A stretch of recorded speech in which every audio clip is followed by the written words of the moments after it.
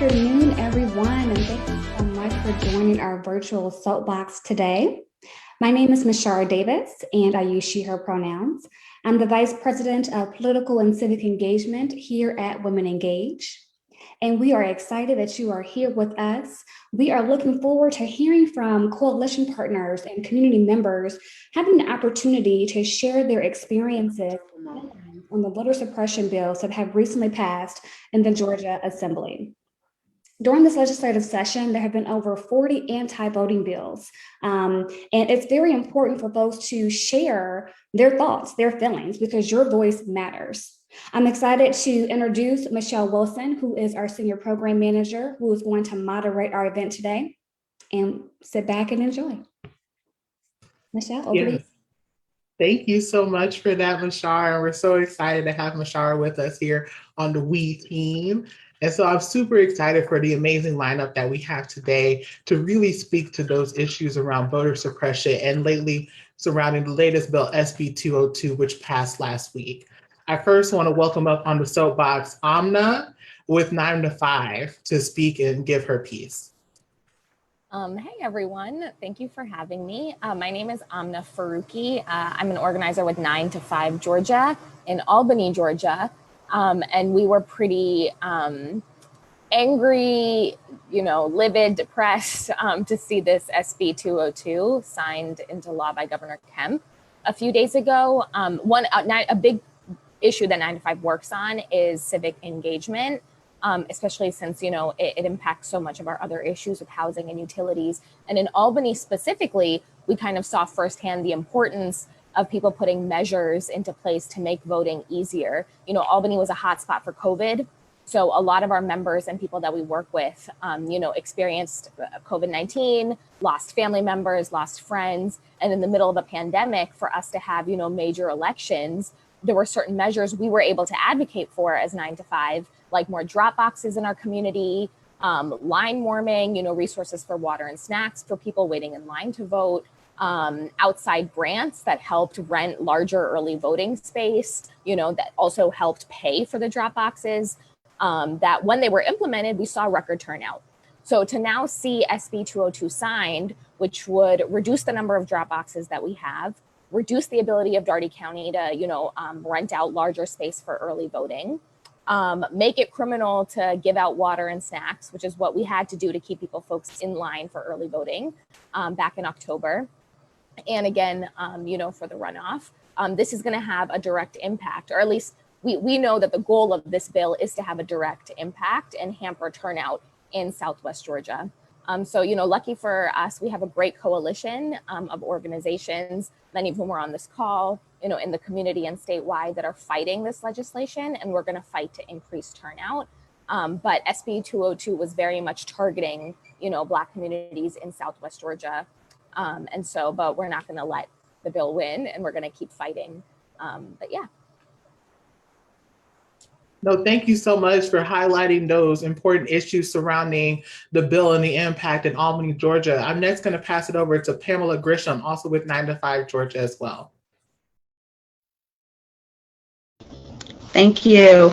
Again, my name is Pamela Grisham. I am one of the fellows for 9 to 5 for Community Justice. And I'm angry. I think the SB 202 is horrible.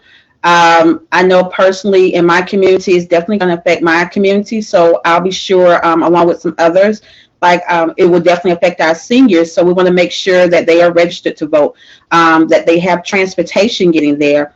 I'll be doing my civic duty by calling to make sure to tell the senators to sign off on the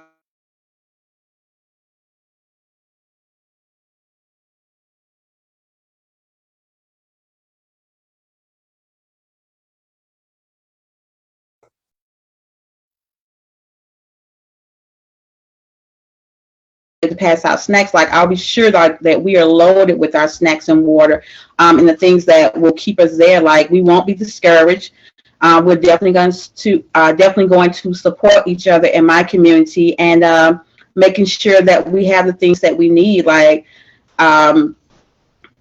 It's just so disturbing. It really upsets me. We definitely had the conversation in my community, and I think about what Michelle Obama said, like when they go low, like we're definitely going high and we're ready for the fight. Thank you. Thank you so much for those words, Pamela. They were very strong. And next, I want to invite Jayla Ores, who serves as one of our virtual Canvas members with the Women Engaged team. Hello, good afternoon, everyone. I am Jayla Ores, and I am a resident of Newton County, but I am away at college. So absentee voting and early voting are very important to me.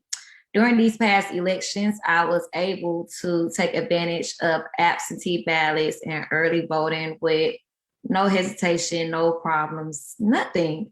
But unfortunately, under this new law, it will not be the same in a very unpleasing way. Limiting the amount of drop-off boxes and who can return an absentee ballot is simply just voter suppression. That's what it is.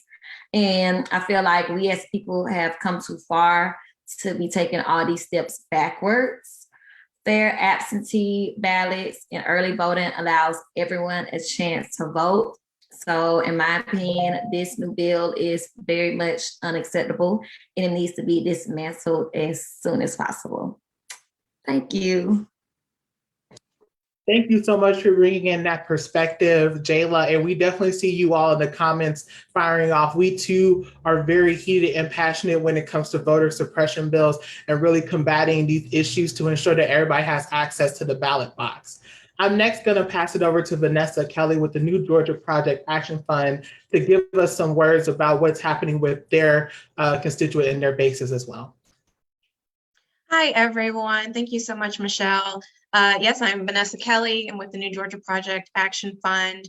I am here really just to, I guess, give some background. As has already been mentioned, SB 202 criminalizes giving food and water, adds new voting ID requirements, impacts drop boxes, and opens our local BOEs to take over measures by the state board. So there are there's so many things that are that this has opened us up to. One of the main things that I focus on is the Georgia Peanut Gallery. Sorry. One of the things that I focus on is the Georgia Peanut Gallery, which is our statewide Board of Election Monitoring campaign on the NGP side. And so this BOE measure that is included in SB 202 is something that we are really jumping on. We're mobilizing to make sure that we get voters educated on how this can impact their county. We're reaching out to Board of Election BOE members on the county levels to see how they're feeling, how this is going to impact, how they feel this is going to impact them. And that in conjunction with the work on the NGPAF side, with our corporate accountability campaign, really calling on Georgia's biggest corporations, Delta, Coke, UPS, Aflac, Home Depot, calling them to the carpet. We've been, looking for them to flex their muscles and speak out against this. They were pretty passive in their approach up until the bill was signed.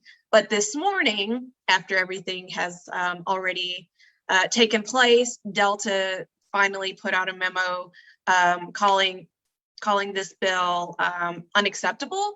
But it's a little too late. So, it's nice, it's on paper. We're going to hold you to it now that they've put it out, but it's really too late. So we as an organization are not calling for boycotts, but we know that there are a lot of other organizations and a lot of industries that are calling for boycotts. So we really want to continue to hold these corporations, feet to the fire if they're going to put out backdated memos or again, a little too late. We'll take what they say and we'll hold them to that moving forward. So really attacking it, on multiple fronts on the NGP side, and happy to answer any questions if there are any on what I said. Thank you for that. We'll definitely have some space for questions a little bit towards the end. I think but thank you so much for those words and really for the work that you all are doing over at NGP and representing your base members. The next person I want to invite up is Marshawn Tree, who is not only a virtual canvasser, but is also a community member and voter. And so Marshawn Tree, if you wouldn't mind sharing your words and perspectives on the Soapbox today.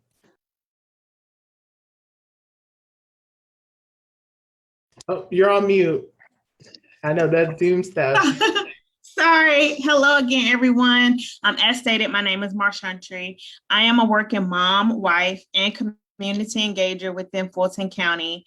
And there are so many issues in Georgia that need laws right now created, right? I was highly disappointed to see SB 202 pass into law so quickly. As an active taxpayer and voter, I have been able to vote during early voting and find it very accommodating with the current time frame of days and flexible hours.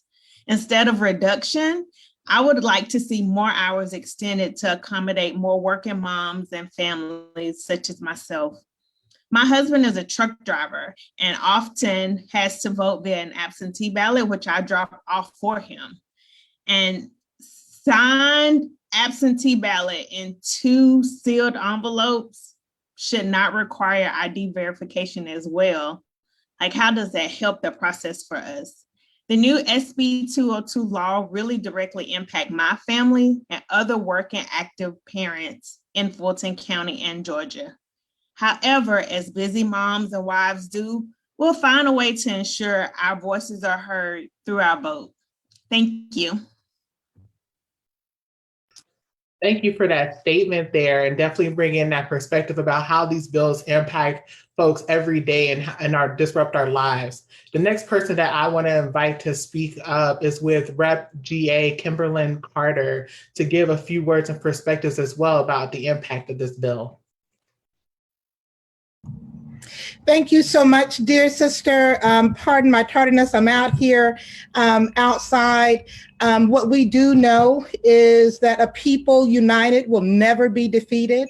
So I thank Women Engage for this moment of uniting us and giving us this space of community to talk about the violent actions that have been taken against us, people of color. Women of color, they know that we as Black women, that we are heavily engaged in voting and showing up and making our voices known in these voting polls. And so we know that these actions are directly and very intentionally driven at us. Just looking at what happened to our dear sister, Representative Park Cannon, only a week ago, and even some things that happened to young Black women who were trying to protest 2 weeks before that she had to defend. So we are very clear that these violent actions in bills like SB 202 are very targeted and are very driven at us. And so we must stay together, we must stick together as we are still looking to corporate accountability. Even though we saw a pushback from the CEO of Delta today saying that, that Delta stands with us, well then defund the GOP and stand with us to fight even harder for HR 1 and stand with us to fight even harder against these voter suppression bills that are happening in other states all across our nation. So we will not be defeated. On this last day of Women's History Month, our newsletter today heralded all of the warrior queens, all of the unsung heroes who have been fighting this same fight, even before we took our first breath. Women like Mary Church Terrell, women like Frances E.W. Harper, Dorothy Irene Height, and the list goes on. Even sisters who are still amongst us today, Kathleen Cleaver and Diane Nash, and all of these amazing warriors like Lonnie Guinier, who have stood with us, who saw this day coming even in the days that they were fighting. So I congratulate and stand in unity with each one of you, and thank you for this opportunity. My family and friends be tired of me on my soapbox. I said, well, guess what? Women Engage invited me to be on a soapbox today. So I thank you, I love you, and let's continue to fight, my dear sisters. Ooh, thank you so much for those powerful words and definitely drawing attention to these directed attacks on our community. I mean, we are just got done celebrating the accomplishments of people of color, voters of color, especially Black women who showed up and turned out in record numbers. And so really looking at this as an attack on those voting rights and who is specifically targeted towards. And so now I am going to switch it over to Chartesia Griffin, who is also one of our actually our team lead, as well as an active community member in Georgia for years beyond that. And so Chartesia, if you don't mind stepping up onto the soapbox.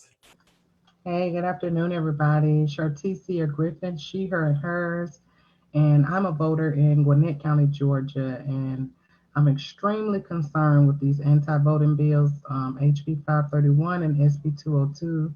We have like 9 voters in my household, and it was really a relief, the provisions that were made for us to be able to cast safe and secure ballots during the general election amid COVID, and having access to drop boxes, mobile voting, absentee ballots, and early voting. It allowed for all of the different schedules that we represent to be accommodated, and that was great. And these new bills are obviously targeting and will heavily impact communities of color, people who are disabled, and people who live in rural areas. And my true concern is that bills are put forth and laws are made to solve problems. So, like, what problem is being addressed and solved in the equation? And I've read and studied the statistics surrounding the 2020 general election, as well as the January 2021 runoff election, and they both were very well managed, if not overmanaged, and they were secure. The options that were given actually increased voter participation, and it produced a historical record turnout. And I'm thinking like that's the goal, right? That those are the things we want to do. And my mom is like 80, almost 80 years old, and she's lived, so being 80, you know, she's lived through and experienced a lot. And she taught us the importance of voting and the impact of it. So again, those options created allowed for her to cast a safe ballot amid COVID. She's obviously high risk. And I just refuse to allow her vote, my vote, or any of the votes in my community to be suppressed. And we're going to find a way. I'm grateful for everybody who stands up and speaks out for voting rights. It's a shame that we even have to, but because of things like SB 202 and HB 531, we do understand that it's necessary. And just to end, like, whatever it takes, I refuse to be silenced. Thank you, guys. Thank you for that. And speaking to that, a lot of folks were able to take advantage of the provisions that were made during the pandemic. And it's really important for us to continue to highlight that. So I really thank you for sharing your perspective.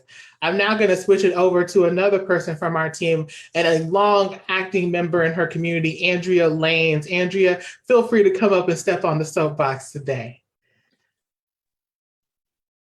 Hello, everyone. Hi, hello, I'm Andrea Lanes, and I've been a resident in Georgia for nearly 65 years now. I recognize discrimination at a very early age, growing up in a church that was also the headquarters for the civil rights movement.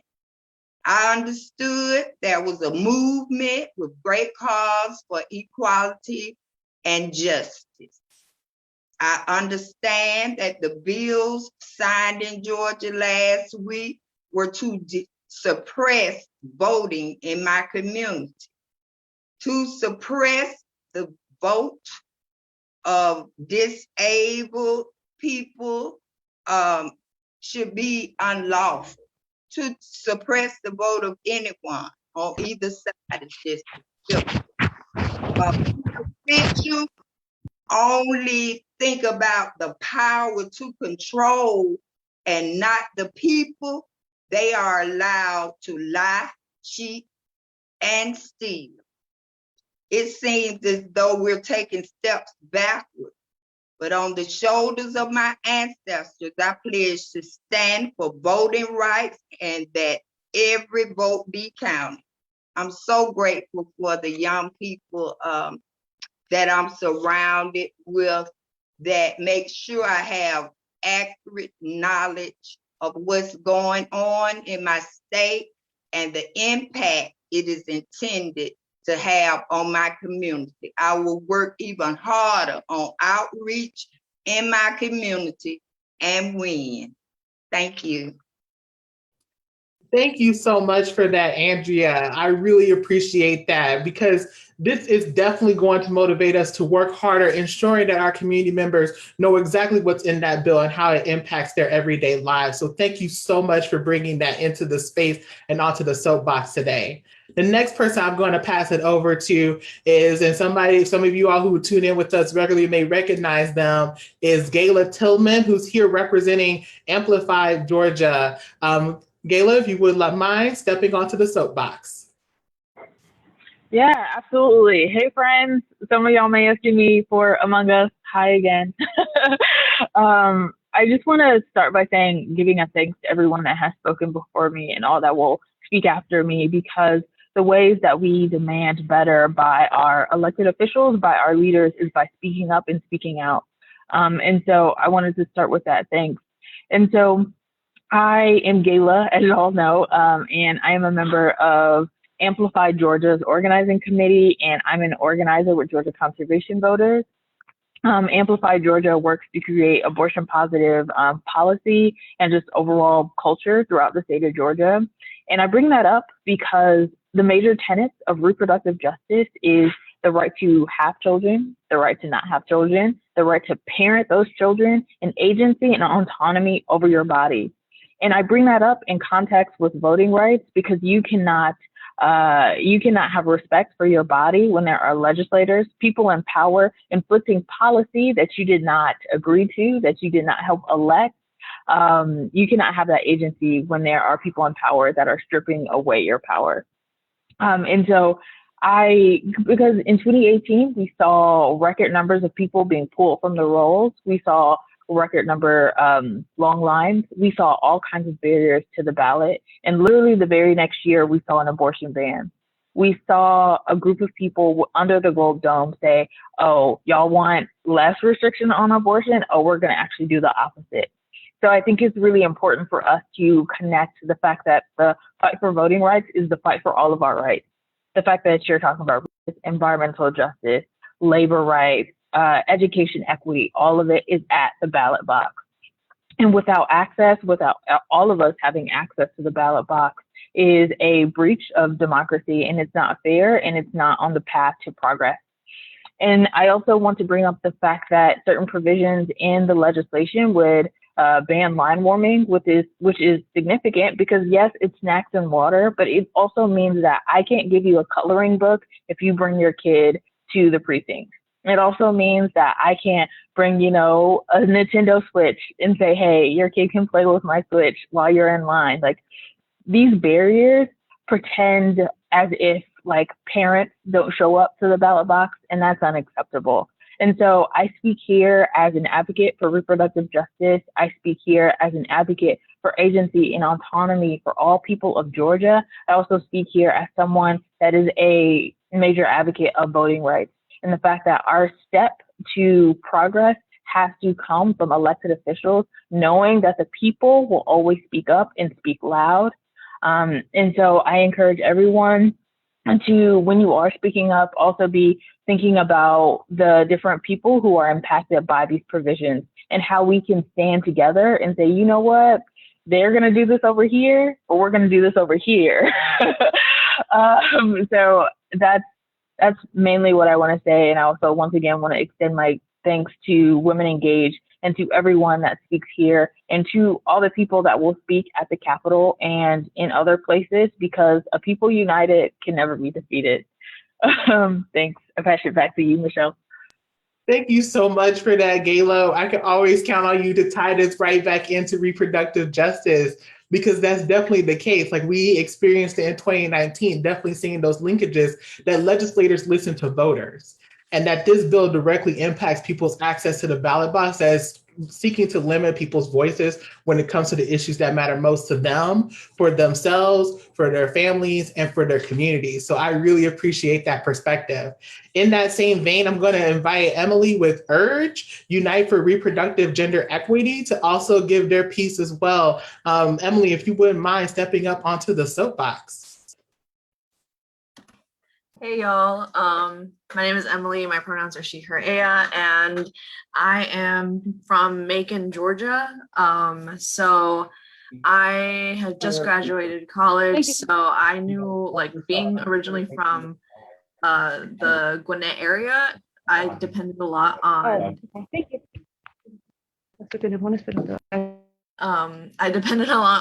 absentee ballots to be able to vote. And a lot of the folks that I work with through URGE chapters, they are also students that are not originally from the areas that their universities are based in.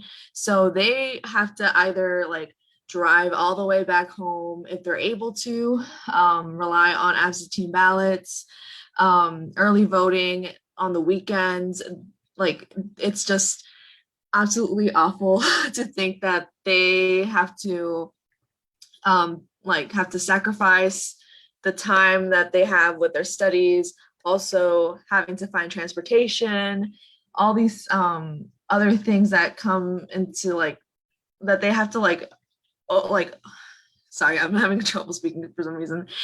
Just having to jump over those hurdles to just practice something that is their right, because they're young folks, they're excited to get their voice out, and they should not have to face those obstacles. And it's really frustrating to see, and it's really worrying for them because they want to be active participants in their communities. And that way, like, the one way of showing up is being able to vote. No, thank you so much for connecting those issues, especially in the area that you're working in. It's really important. And next, I want to invite Susie Duran with Poder Latinx to step on the soapbox. If you wouldn't mind, please stepping up and letting people know your perspective on these bills that are passing through. Hello, everyone. As you can see, I'm all rained out from being in front of the Atlanta Metro Chamber of Commerce.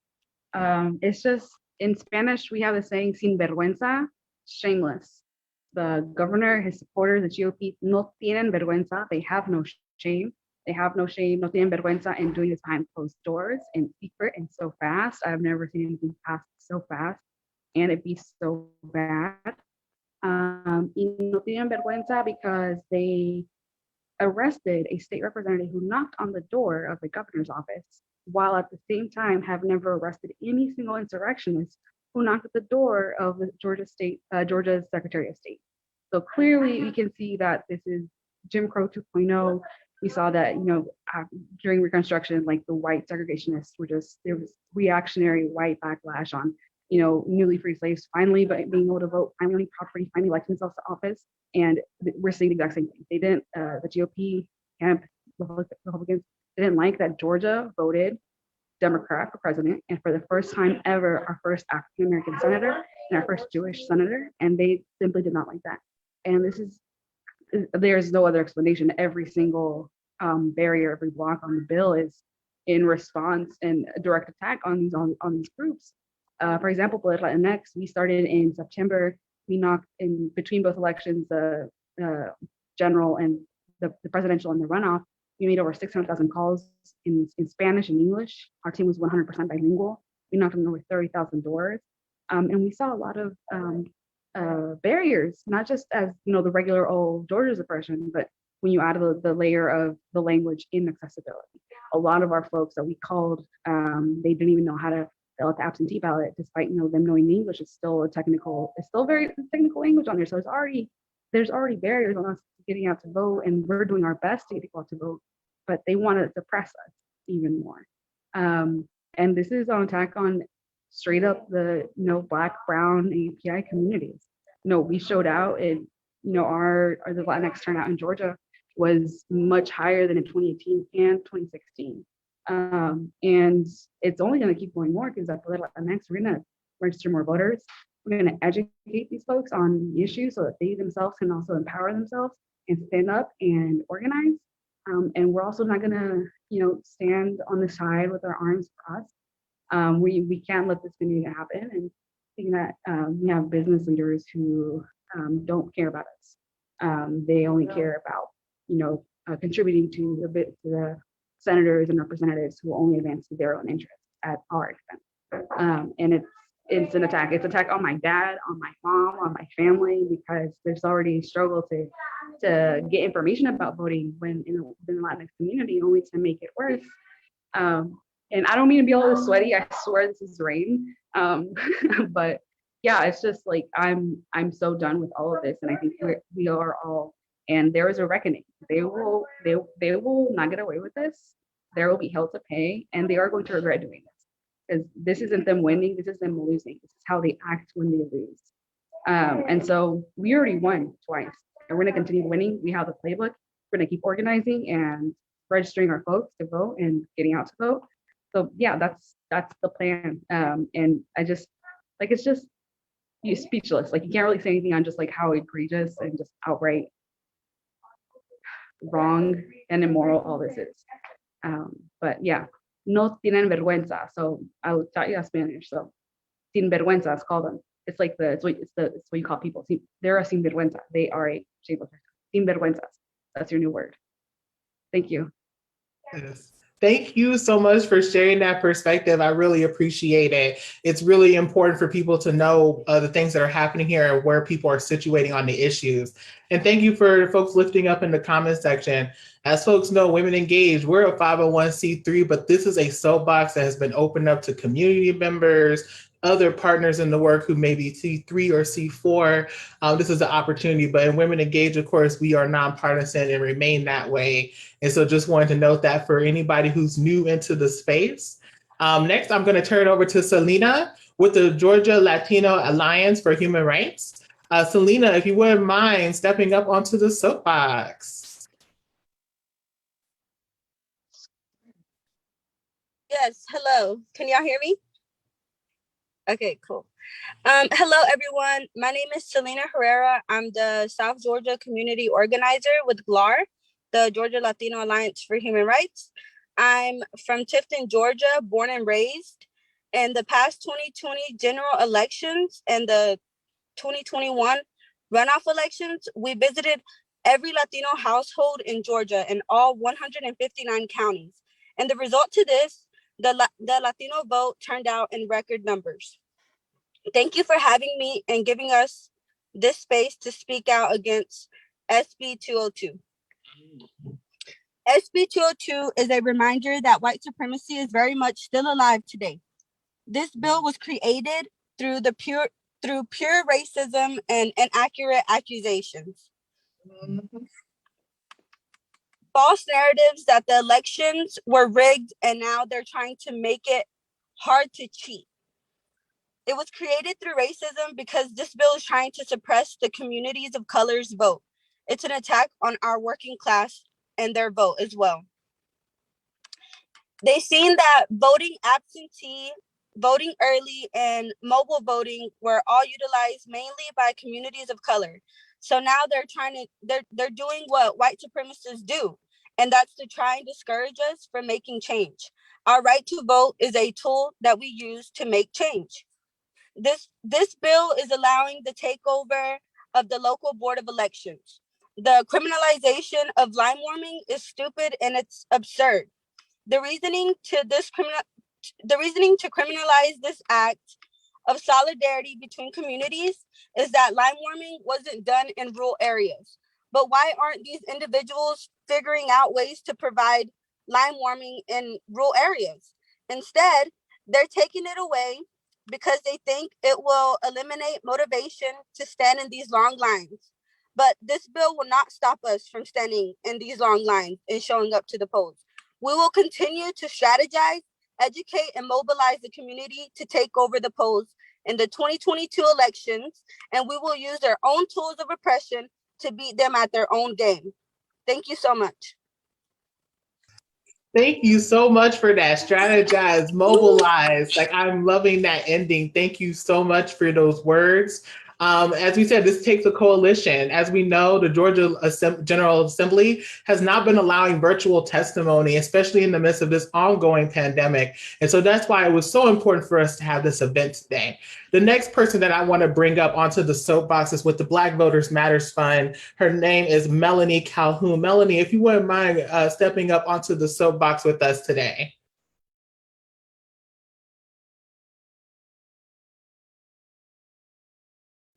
Okay, maybe oh, there we are. Hi, here. I'm glad and excited to be here today in this space. Even on yesterday, Governor Brian Kemp was supposed to have been here in Valdosta on yesterday, and we had planned a rally protest for his visit. But even in spite of the fact that he decided not to come due to his exposure, we still say that there is a message to be heard and a message to be given. We understand that SB 202 is another voter suppression tactic that is targeted at the fact that Black people, especially Black women, voted like never before in this election. And regardless of what things are thrown in our way, you know, all things work together for the good of those that love the Lord and are called according to his purpose. Because at the end of the day, just like we made this work for us, we will make this, whatever it is, whatever the end result ends up being, we will make it work for us in our communities. If that means, as my boss said, if that means that we have to buy 500 printers and make sure that every county has multiple printers to allow free printing, we will do that. If we have to buy multiple buses to make sure our people get to the polls, we will do that. By any means necessary, it is critical that we continue to strategize and mobilize our people, take this opportunity that we have now in this time that we have now to make sure that our people understand what has happened and what opportunities we can use this as. Even though we see this as a negative, and it is a negative, we can always use this stumbling block as a stepping stone. So even in the midst of this, we continue to persevere through it all. So I would lift each one of you up and encourage you to just keep mobilizing, keep the work that you're doing, and just keep the faith, because in the end, we shall overcome. We will be victorious in this work. Yes, thank you so much for that. That is so powerful. Exactly where it's at. So you guys, you all heard it here. We've been dropping links to these amazing organizations into the comments, and it's going to take all of us to band together between 501c3, C4s, just community, neighbors. We're all coming together to really speak out against this bill and really have conversation around why we need to repeal these things to actually expand voter access, especially here at Women Engage. And so I thank you all so much for tuning in. And if you want to check back on this video later, please make sure to share it out with people. Let them know that Georgians will not be silenced when it comes to making sure that our voices are heard, especially on the issues that matter most to us, and when it comes to our power to the ballot box. We're going to be continuing to do this work year round, just as the rest of our partners, making sure that community members have what they need to feel comfortable and safe and ensure that they can go and cast their ballots in full confidence. Thank you all so much for joining us today on the Facebook live stream. We're going to conclude that. And for my folks who are on Zoom, if you wouldn't mind staying back for a little bit for a little off-air Q&A. Again, this is Michelle, Senior Program Manager from Women Engaged. Thank you all out there in Facebook land. We'll be back with you all in the upcoming week.